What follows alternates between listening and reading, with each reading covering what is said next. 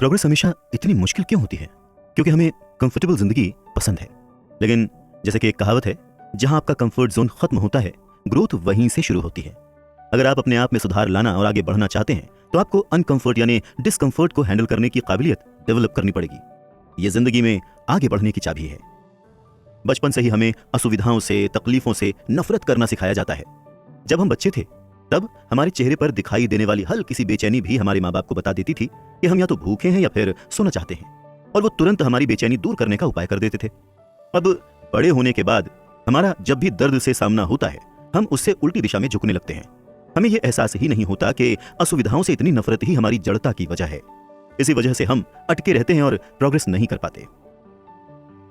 एक साइकोलॉजिस्ट ने मोटापे से परेशान पेशेंट्स के इलाज के अनुभव मेरे साथ शेयर किए। स्वामी जी, हर हफ्ते मैं ज्यादा वजन वाले ऐसे लोगों को सलाह देता हूं जिनकी प्राइमरी समस्या दर्द सहने की ताकत का ना होना है।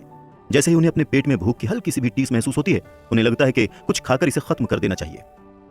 उनके लिए सबसे अच्छी सलाह यही है कि पेट की इस गुड़गुड़ाहट को लेकर थोड़ी सी सहनशीलता बरतें, लेकिन ऐसा कोई ख्याल भी उन्हें नामंजूर होता है। वो ये तक भूल गए हैं कि सच में भूखा होना कैसा लगता है। उस साइकोलॉजिस्ट के पेशेंट्स अपनी भूख की परेशानी से तुरंत राहत पा लेते थे, लेकिन इसकी उन्हें कीमत भी चुकानी पड़ती थी।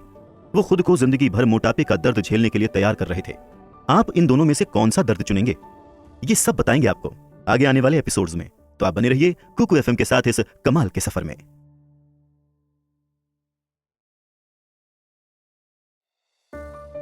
अनकंफर्टेबिलिटी के साथ दोस्ती कीजिए। अगर प्रोग्रेस के लिए असुविधाएं सहने का ख्याल आप बर्दाश्त नहीं कर सकते तो तुरंत इस किताब को सुनना बंद कर दीजिए। इसकी जगह नेटफ्लिक्स पर जाइए, जहां आपको फटाफट एंटरटेनमेंट मिलेगा, क्योंकि आप में इस किताब में दी गई सलाहों को इंप्लीमेंट करने की कैपेसिटी नहीं होगी। लेकिन अगर आप फन एंड रिग्रेट की जगह ग्रोथ एंड जॉय को तरजीह देते हैं और उसके लिए कोशिश करना चाहते हैं तो बस आगे सुनिए। आप सर्वश्रेष्ठ जीवन जीने के लिए जरूरी गोल्डन रूल से कई अनमोल राज सीखेंगे। अनकंफर्ट बर्दाश्त करना फायदेमंद क्यों है? अगर आप पब्लिक में भाषण देने की कला में महारत हासिल करना चाहते हैं तो विशाल भीड़ के सामने लगने वाले डर से निपटने का एक ही तरीका है, स्टेज पर जाइए और प्रैक्टिस कीजिए, भले ही इस प्रोसेस में आपका दिमाग दर्द करने लगे।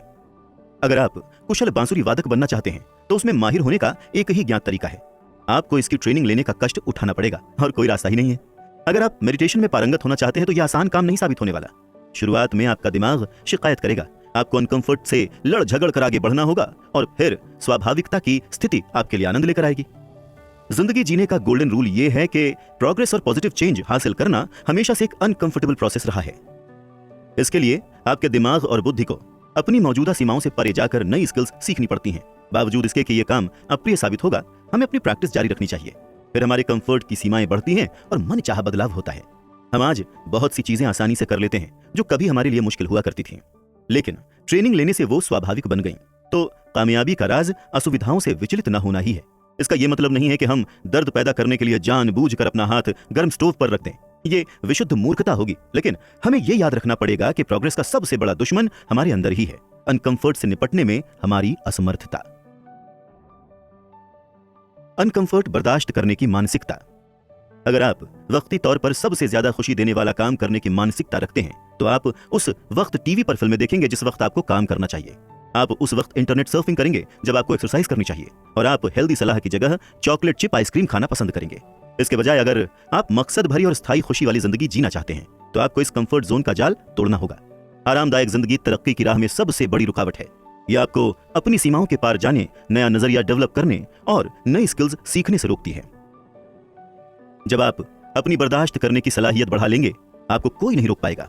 आप सुबह जल्दी उठ सकते हैं, अपनी बुरी आदतों पर काबू पा सकते हैं, पैसे बचा सकते हैं, वेट घटा सकते हैं, नई भाषा सीख सकते हैं और कोई ऑनलाइन कोर्स कर सकते हैं। ये महज कुछ उदाहरण हैं, ऐसी बेपनाह संभावनाएं हैं। तो ये सुनते हैं कि ये आपकी जिंदगी की कुछ बुनियादी बातों पर कैसे लागू होता है।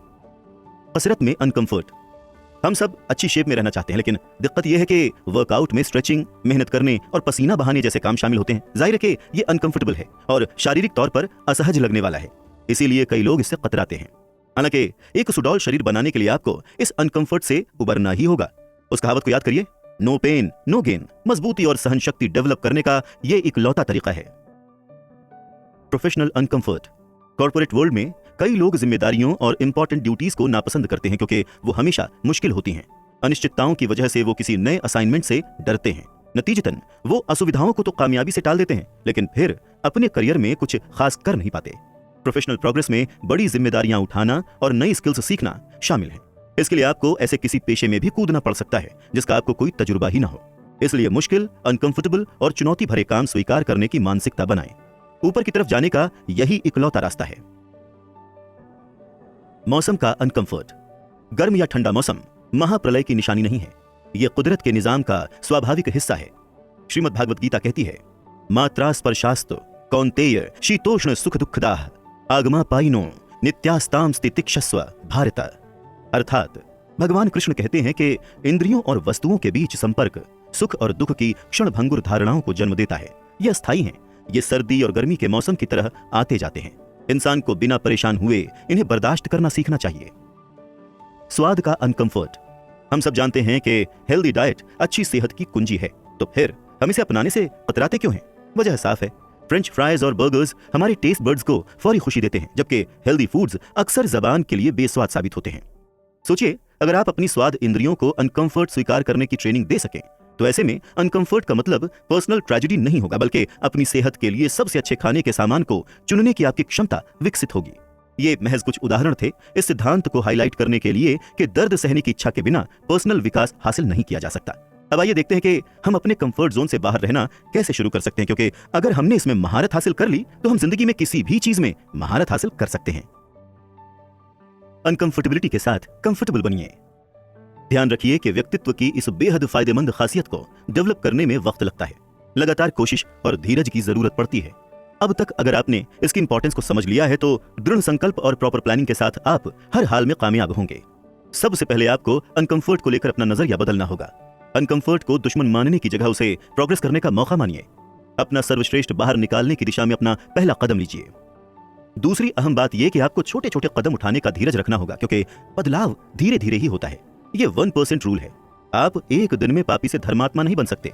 इसके बजाय अगर आप रोजाना 1% के हिसाब से प्रोग्रेस करते हैं तो साल में 350% से ज्यादा का ट्रांसफॉर्मेशन हासिल कर लेंगे। तीसरी बात, हमेशा अपनी सीमाओं को पुश करते रहिए और अपनी लिमिट से थोड़ा ज्यादा करने की कोशिश कीजिए। अगर आप ज्यादा ही कंफर्टेबल हो गए हैं तो पर्सनल ग्रोथ नहीं होगी। इसके विपरीत अगर आप ज्यादा ही अनकंफर्टेबल हैं तो आप जल्दी ही थक जाएंगे और निराश हो जाएंगे। तो बीच के सुनहरे पॉइंट का पता लगाइए और अपनी कोशिशों को उसी हिसाब से ढाल लीजिए। अंत में उस स्टेज तक पहुंचने का इरादा रखिए जहां फायदेमंद अनकंफर्ट को बर्दाश्त करना खुशी देने वाली बात बन जाए। कई एथलीट्स और परफॉर्मर्स का यही एटीट्यूड होता है। वो असुविधाओं के लिए उत्सुक रहते हैं क्योंकि वो तरक्की की तरफ इशारा होती हैं। महान चीजें हासिल करने का यही राज है। खुद का बेहतर वर्जन बनने के लिए चुनौतियों को कबूल कीजिए।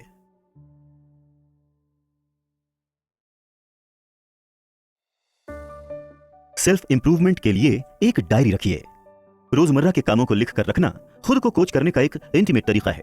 ऐसी डायरी में हम अपने सपने, गोल्स, समस्याएं, तनाव, नाकामयाबियां और अपनी जिंदगी का लेखा जोखा लिखते हैं। जल्दी ही ये डायरी हमारी वफादार साथी और हमारी सच्चाइयों की गवाह बन जाती है। ये न सिर्फ हमारे ख्यालों को जमा करने का एक महफूज ठिकाना है, बल्कि ये हमें हमारे संकल्पों के प्रति जवाबदेह रखने का एक तरीका भी है। इसके साथ रोजाना मुलाकात अपनी प्रोग्रेस को नापने और उसे मैनेज करने का एक बढ़िया रास्ता हो सकती है। महात्मा गांधी को सेल्फ इंप्रूवमेंट डायरी रखने का शौक था। बेंजामिन फ्रैंकलिन की अपनी डायरी से हुई रोजाना की मुलाकात लेजेंडरी साबित हुई। उन्होंने अपने मशहूर संस्मरण the autobiography of Benjamin Franklin में अपनी कोशिशों का विस्तार से वर्णन किया है। जगत गुरु कृपालु जी महाराज ने भी डायरी की मदद से इंट्रोस्पेक्शन करने पर जोर दिया है। डायरी में क्या लिखें? क्योंकि हमारे ख्यालात इंटीमेट और पर्सनल होते हैं तो डायरी के लिए कोई भी कंटेंट सही या गलत नहीं है। इसमें दिन की घटनाएं, क्रिएटिव आइडियाज या पर्सनल डेवलपमेंट पर नोट्स शामिल हो सकते हैं। फिर भी यहाँ कुछ आइडियाज हैं जिनकी मदद से आप अपनी डायरी को अपना स्पिरिचुअल पार्टनर बना सकते हैं। अपने सेल्फ इंप्रूवमेंट गोल्स तय कीजिए, जैसे कि वो गुण जिन्हें आप डेवलप करना चाहते हैं, वो कमजोरियां जिनसे आप छुटकारा पाना चाहते हैं और वो आदतें जिन्हें आप बदलना चाहते हैं। इन्हें आप इस किताब की 5 कैटेगरीज में बांट सकते हैं: स्पिरिचुअलिटी, हेल्थ, रिलेशनशिप्स, प्रोफेशन और फाइनेंसेस। उदाहरण के लिए अच्छी सेहत के लिए आप सुबह जल्दी उठना, संतुलित डाइट लेना और रोजाना 1 घंटे एक्सरसाइज करना चाहते हैं। इसे लिख लीजिए। स्पिरिचुअल गोल्स में विनम्रता और दयालुता जैसे दिव्य गुण विकसित करने, पवित्र किताबों को पढ़ने और जलन जैसी नेगेटिव भावनाओं पर काबू पाने जैसे काम शामिल हो सकते हैं। फिर से बता रहा हूं आपको, अपने गोल्स नोट कर लीजिए। जब आपके गोल्स स्पष्ट होते हैं और आप उन्हें रेगुलर ढंग से परख सकते हैं तो ऐसे में विचारों की स्पष्टता हासिल होती है और एक्शन लेने का आधार बनता है।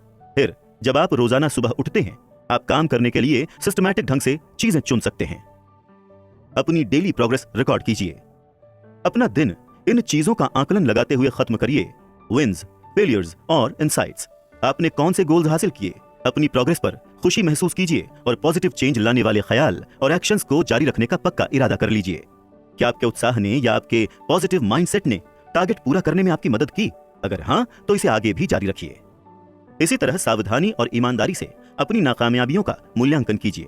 कामयाबी हासिल करने से या उस दिशा में आगे बढ़ने से आपको किस चीज ने रोका? आलस ने, कमिटमेंट की कमी ने, या टाइम को ठीक से मैनेज न कर पाने की खामी ने, या फिर किसी और चीज ने? अपनी नाकामी की वजह लिख लीजिए, इससे मिली सीख को अलग से नोट कीजिए और अगली बार से ये सबक लागू कीजिए। आप जो बदलाव चाहते हैं उनकी लिस्ट बनाइए। उदाहरण के लिए मान लीजिए कि आप बेसब्री और असहिष्णुता जैसी खामियों का शिकार हैं और अपनी पर्सनालिटी से इन कमियों को मिटा देना चाहते हैं, तो इसके लिए आपको मजबूत इरादे और जबरदस्त कोशिश की जरूरत पड़ेगी। तो अपनी डायरी की मदद से उन तमाम तरीकों पर गौर कीजिए जिनके जरिए गुस्सा आपका नुकसान करता है, जैसे रिश्तों में खटास आती है, फ्रस्ट्रेशन बढ़ता है, सेहत पर असर पड़ता है, वगैरह वगैरह। इसी तरह खुद में धीरज लाने से होने वाले फायदों के बारे में सोचिए। यह आपको उत्तेजित होने से रोकेगा और एक संतुलन बनाए रखेगा। इन तमाम बातों को नोट कर लीजिए। एक बार आपने इन सब वजहों को अपनी डायरी में लिख लिया तो फिर उसके बाद रोज उन्हें पढ़िए, ताकि यह जानकारी रोजाना आपके दिमाग में रिफ्रेश होती रहे। फिर आप अपने गोल्स को हासिल करने के इरादे को और मजबूत कर पाएंगे और उसी हिसाब से अपनी कोशिशों को कई गुना बढ़ा पाएंगे। आपके सामने आए ज्ञान के तमाम नगीनों को लिख लीजिए। सेल्फ इंप्रूवमेंट की प्रोसेस में जानकारी हासिल करके उस पर सोच विचार करना और फिर उसे खुद के अंदर जज्ब करके दिमाग का विस्तार करना शामिल है। लेकिन प्रॉब्लम यह है कि ज्ञान आपसे चिपका हुआ नहीं रहता। जब हम किसी काम के आइडिया से रूबरू होते हैं, जैसे कि किसी किताब में कुछ पढ़ लिया या किसी से कुछ सुन लिया, तो वो हमारे अंदर एक एहसास जगाता है। ये हमारा आहा मोमेंट होता है, लेकिन बदकिस्मती से कुछ ही दिनों में वो हमारे दिमाग से उतर जाता है और जल्द ही भुला दिया जाता है। इस तरह से हमने कितनी सारी अद्भुत चीजें खो दी हैं। अगर वो सब हमारे साथ बनी रहती तो आज हम कितने समझदार होते। इसीलिए तो कहते हैं, अनभ्यासे विषम विद्या अजीर्णे भोजनम विषम, यानी जैसे बिना भूख के खाया हुआ खाना जहर के समान होता है, वैसे ही बिना रिवाइज किया हुआ ज्ञान भी किसी काम का नहीं होता। अपनी चिंताओं और समस्याओं को रिकॉर्ड कीजिए। अपनी डायरी को स्ट्रेस और एंजाइटी से आजाद होने का जरिया बनने दीजिए। उनके बारे में बार बार सोचने के बजाय उन्हें लिख लेने से आपका दिमाग आजाद हो जाएगा। फिर आप इस लम्हे पर ध्यान दे पाएंगे। बाद में जब भी जरूरत पड़े, आप अपने क्रिएटिव दिमाग की मदद से अपनी प्रॉब्लम्स को एनालाइज कर सकते हैं। अपनी डायरी का इस्तेमाल ऐसे ज़हीन आइडियाज क्रिएट करने में कीजिए जो कॉम्प्लेक्स इश्यूज को हैंडल कर सकें। ये कुछ ऐसे आइडियाज हैं जो आप अपनी डायरी लिखने के लिए अपना सकते हैं। तो आज ही इस शानदार टूल का इस्तेमाल करना शुरू कर दीजिए। अगर सही से इस्तेमाल किया जाए तो रोजाना डायरी लिखना कुछ सीखने, रिफ्लेक्ट करने, जवाबदेही तय करने और ट्रांसफॉर्मेशन करने का अद्भुत थेरेपी नुमा जरिया है। Gratitude, the best attitude. जो हमारे पास है उसे अप्रिशिएट करने की भावना कृतज्ञता के महान एहसास को पैदा करती है। साइकोलॉजिस्ट इसे निस्वार्थ प्रेम के बाद दूसरी सबसे बड़ी सकारात्मक भावना बताते हैं। कई स्टडीज ने यह साबित किया है कि वो लोग जो आदतन शुक्रगुजार होते हैं वो उन लोगों के मुकाबले ज्यादा खुश रहते हैं जो कभी कृतज्ञ नहीं होते। कृतज्ञता का एहसास क्या होता है? ग्रेटिट्यूड शब्द लैटिन भाषा के ग्राशिया शब्द से आया है, जिसका मतलब है कृतज्ञता या शुक्रगुजार होना। आसान शब्दों में कृतज्ञता जिंदगी के तोहफे का एक्नॉलेजमेंट है। यह हमारी समस्याओं की बजाय हमारी उपलब्धियों पर फोकस करती है। यह हमारे चारों ओर हो रहे छोटे छोटे चमत्कारों का अप्रिसिएशन है। यह हैरानी भरी तारीफ के एहसास के साथ जिंदगी जीना है। कृतज्ञता के फायदे।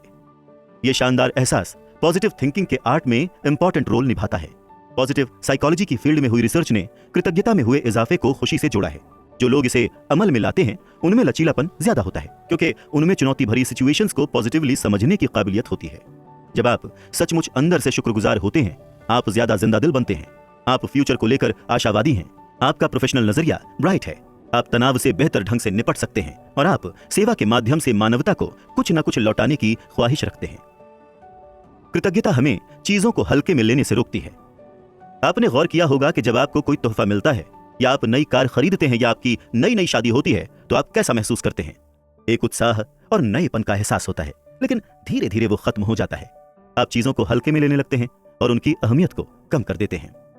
कृतज्ञता इन हालात को बदल देती है। जब हम हमारे पास जो है उसकी कदर करते हैं, तब हम अच्छाई का जश्न मनाते हैं। इसलिए ईश्वर से आपको जो तोहफे मिले हैं उन्हें हल्के में मत लीजिए। इनमें वो धरती शामिल है जिस पर आप चलते हैं, वो हवा जिसमें आप सांस लेते हैं, वो खाना जो आप खाते हैं और वो शरीर जिसमें आप रहते हैं। इनके लिए खुद को एहसानमंद मानिए और आपका दिल अच्छाई से भर जाएगा। कृतज्ञता एक ट्रांसफॉर्मेटिव इमोशन है। हमारे दिमाग का तंत्र कुछ ऐसा है कि नुकसान पहुंचाने वाली भावनाएं और कृतज्ञता का एहसास एक साथ नहीं रह सकते। जब आप तारीफ करने के मूड में होंगे तो नेगेटिव भावनाएं गायब रहेंगी। आप जितने ज्यादा कृतज्ञ होंगे, निराशावाद और उदासी का स्तर उतना ही कम होगा। इनफैक्ट स्टडीज से पता चला है कि कृतज्ञ होने से दिमाग में सेरोटोनिन नाम का अच्छा महसूस कराने वाला न्यूरोट्रांसमीटर रिलीज होता है, जो नेचुरल एंटी डिप्रेसेंट की तरह काम करता है। कृतज्ञता नेचुरली क्यों नहीं आती? यह हमारे अंदर का ईगो है, जो इस भ्रम में है कि ये यूनिवर्स हमारी तुच्छ सी सेल्फिश इच्छाओं को पूरा करने के लिए बनाया गया है, जबकि हकीकत इससे बिल्कुल उलट है। हमें इस यूनिवर्स के मकसद में मदद करने के लिए बनाया गया है।